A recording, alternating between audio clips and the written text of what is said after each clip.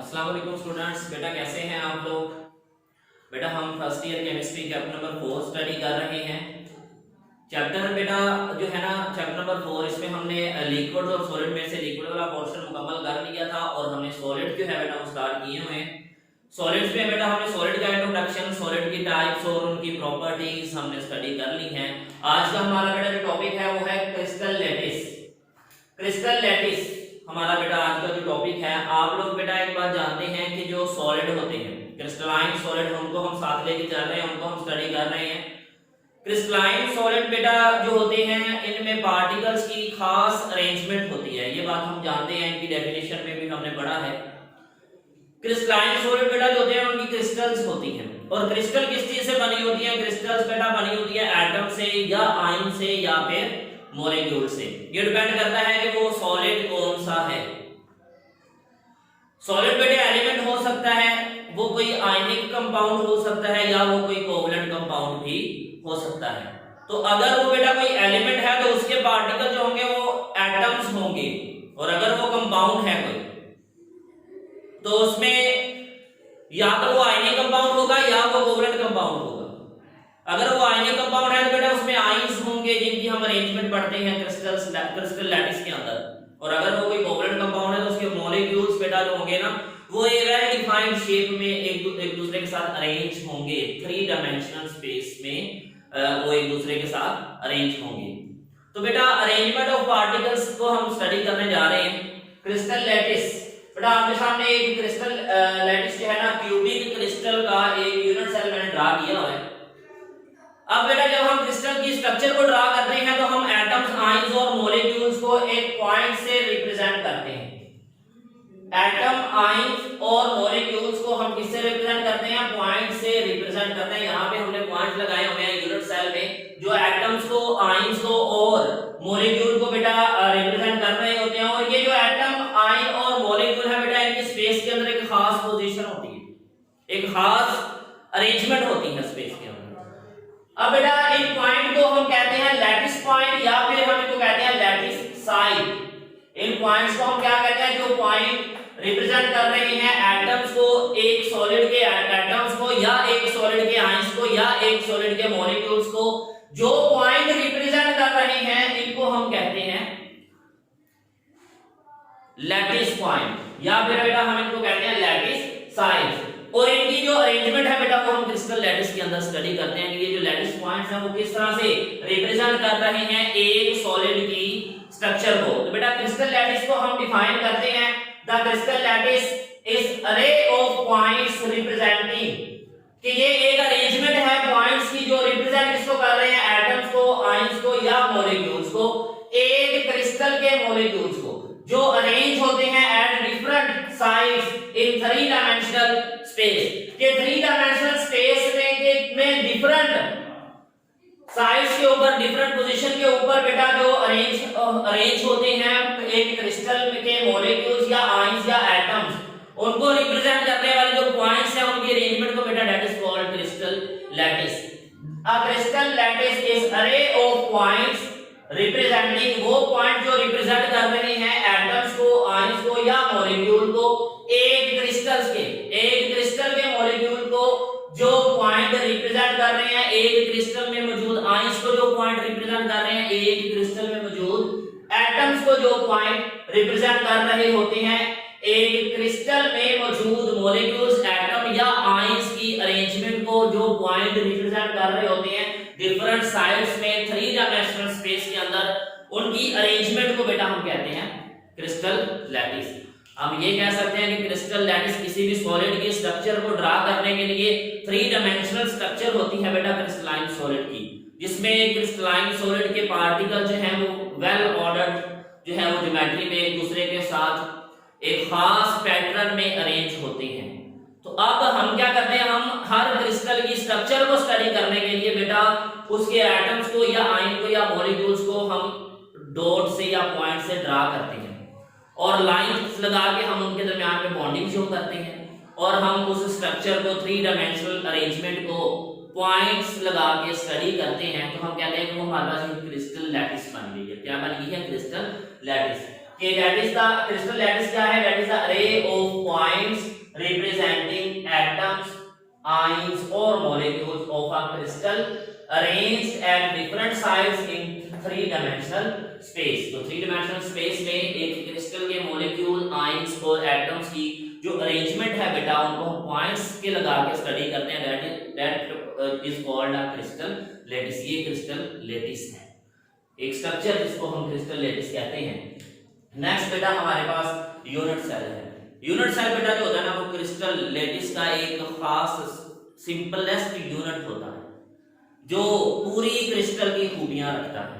Unit cell एक crystal lattice का एक खास यूनिट होता है, सादा तरीन यूनिट होता है जो पूरी क्रिस्टल लैटिस को रिप्रेजेंट कर रहा होता है, जो पूरी क्रिस्टल लैटिस की खूबियां रखता है। तो the smallest part of crystal lattice has all the characteristic features of the entire crystal. के क्रिस्टल लैटिस का वो छोटे से छोटा हिस्सा, वो छोटे से छोटा पार्ट जिसमें पूरी क्रिस्टल की तमाम खुसूसियात पाई जाती हैं बेटा, उसको हम कहते हैं यूनिट सेल। उसको हम क्या कहते हैं, यूनिट सेल। यूनिट सेल एक छोटे से छोटा हिस्सा होता है क्रिस्टल का या क्रिस्टल लैटिस का जिसमें तमाम खुसूसियात पाई जाती हैं पूरी क्रिस्टल की, उसको हम कहते हैं यूनिट सेल। यूनिट सेल बेटा जो है ना किसी भी क्रिस्टल का ये स्मॉलेस्ट ब्लॉक होता है जिससे पूरी क्रिस्टल बनी होती है। जैसे हम एक दीवार की बात करते हैं, इस दीवार में हम कहें तो एक ईंट जो हम लगाते हैं उनको हम बार बार जोड़ रहे होते हैं, तो ये ईंट लगा के हम एक पूरी दीवार जो है वो ईंटें लगा के खड़ी करते हैं। तो हम कह सकते हैं कि पूरी दीवार जो है वो एक क्रिस्टल की मानिंद है, क्रिस्टल लैटिस की मानिंद है, और उसमें एक जो ईंट है वो यूनिट सेल की मानिंद है। तो यूनिट सेल बेटा एक स्मॉलेस्ट ब्लॉक होता है जो थ्री डायमेंशनली आपस में यूनिट सेल जुड़ते हैं, तो हमारे पास एक बड़ा सा क्रिस्टल लैटिस जो है या क्रिस्टल बनता है। तो यूनिट सेल जो है क्रिस्टल का बेटा वो कहते हैं that is the smallest block from which the entire crystal can be built up by repeating it in three dimensions. कि यूनिट सेल खुद को थ्री डायमेंशनली अरेंज करता है, रिपीट करता है, तो एक पूरी क्रिस्टल जो है वो बनती है। सादा लफ्जों में बेटा हम कह सकते हैं कि क्रिस्टल लैटिस जो है ना वो यूनिट सेल से मिलकर बनी हुई होती है जब यूनिट सेल थ्री डायमेंशनली आपस में अरेंज होते हैं। इसके बाद बेटा यूनिट सेल जो होता है वो एक क्रिस्टल की स्ट्रक्चरल प्रॉपर्टीज को रिप्रेजेंट करता है। एक जो यूनिट सेल होता है वो एक क्रिस्टल की स्ट्रक्चरल प्रॉपर्टीज को रिप्रेजेंट करता है। इसका मतलब ये है कि अगर हम यूनिट सेल की स्ट्रक्चर को समझ जाएंगे तो हम पूरी क्रिस्टल की स्ट्रक्चर को समझ जाएंगे। तो इस बात का मतलब ये है। इसके बाद बेटा वो कहते हैं the complete information about the crystalline structure is present within a unit cell. के तमाम क्रिस्टलाइन स्ट्रक्चर के मुताबिक तमाम इंफॉर्मेशन जो है बेटा वो यूनिट सेल में मौजूद होती है। एक क्रिस्टल की स्ट्रक्चरली जो इंफॉर्मेशन है स्ट्रक्चर के बारे में जितनी भी मालूमात होती है वो सारी की सारी यूनिट सेल से हमें हासिल हो जाती है। और इसके बाद बेटा अगर एक पॉइंट मैं यहां पे कहूंगा कि अगर हमारे पास नॉलेज हो कि यूनिट सेल में एटम किस तरह से अरेंज है, अगर हम ये जानते हैं कि यूनिट सेल में एटम्स की अरेंजमेंट क्या है, अगर हमें पता है कि यूनिट सेल में एटम्स की एग्जैक्ट अरेंजमेंट क्या है, तो इसका मतलब है बेटा हमें ये पता है कि पूरी मुकम्मल स्ट्रक्चर में एटम्स की अरेंजमेंट क्या है। यानी अगर हम यूनिट सेल में एटम्स की अरेंजमेंट के बारे में जान गए तो इसका मतलब है कि हम उस जिस क्रिस्टल का वो यूनिट सेल है उस क्रिस्टल की बेटा सारी खुसूसियात स्ट्रक्चर के बारे में जान जाएंगे, उसमें मौजूद एटम्स की अरेंजमेंट के बारे में जान जाएंगे। अगर हमें यूनिट सेल में एटम्स की अरेंजमेंट पता चल जाती है तो हमें स्ट्रक्चर में मौजूद एटम्स की अरेंजमेंट पता चल जाती है। नेक्स्ट है बेटा quantitative study of unit cell crystal lattice, sorry quantitative study of crystal lattice. अगर हमने बेटा क्रिस्टल लैटिस को क्वांटिटेटिवली स्टडी करना है, अगर हमने क्रिस्टल लैटिस को क्वांटिटेटिवली स्टडी करना है यानी कि हमने क्रिस्टल लैटिस को स्टडी करना है तो वो कहता है आपको पता होना चाहिए size and shape of the unit cell. तो आप एक यूनिट सेल से शुरू करें। अगर आपने क्रिस्टल लैटिस को स्टडी करना है तो आप शुरू कहां से करें, एक यूनिट सेल से शुरू करें। यूनिट सेल का साइज जो है वो डिटरमाइन करें, यूनिट सेल की जो है बेटा वो शेप आप लोग फाइंड करें, देन आप एक क्रिस्टल को समझ सकते हैं वो किस तरह से है। सेल को स्टडी करने के लिए हमारे पास कुछ पैरामीटर्स हैं, यहां पे हम लिखते हैं पैरामीटर्स।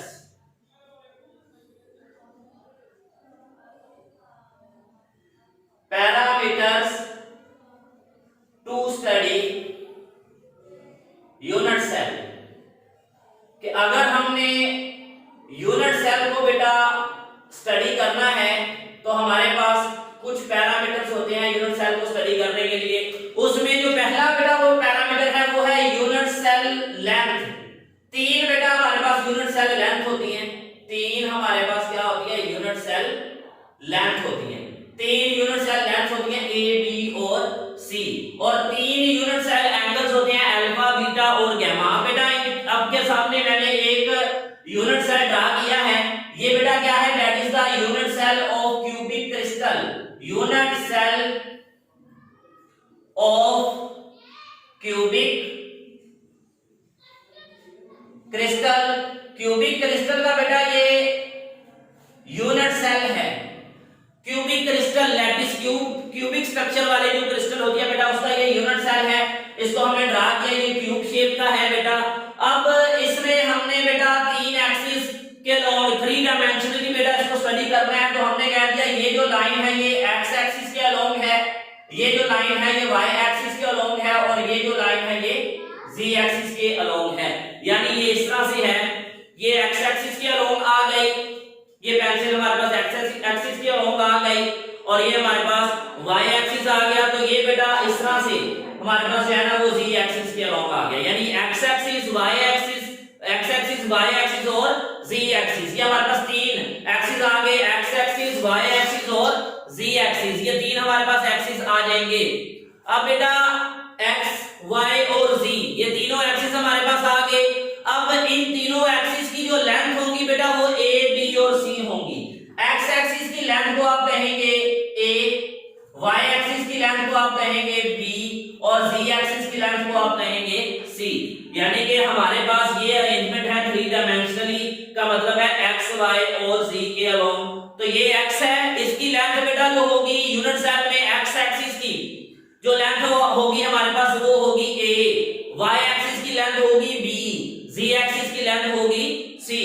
अब बेटा इसी तरह जो थ्री यूनिट सेल एंगल्स हमारे पास होंगे अल्फा बीटा और गामा, ए और बी के दरमियान में बेटा जो एंगल होगा उसको हम कहते हैं दैट इज गामा।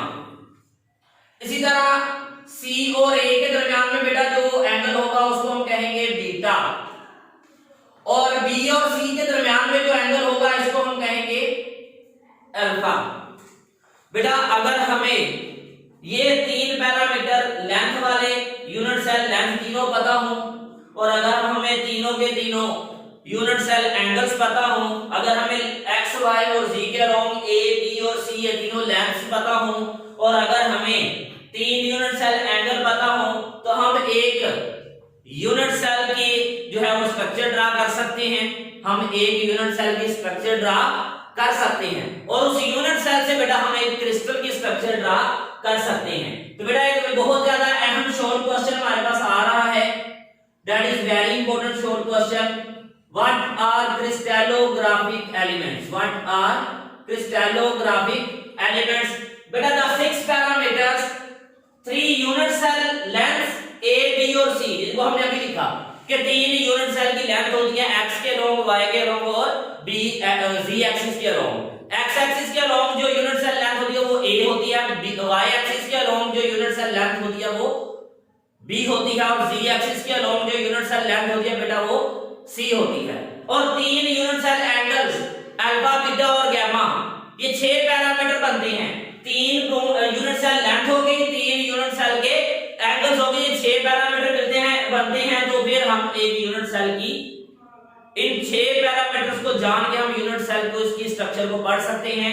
तो इन छह के छह पैरामीटर्स को तीन यूनिट सेल लेंथ और तीन unit cell angles, the six parameters, three unit cell lengths A, B, C and three unit cell angles alpha, beta, gamma are called crystallographic elements। तो बेटा यहाँ पे हमसे क्वेश्चन पूछा जाता है कि व्हाट आर, बड़ा अहम सवाल है, ये आपने नोट कर लेना है। What are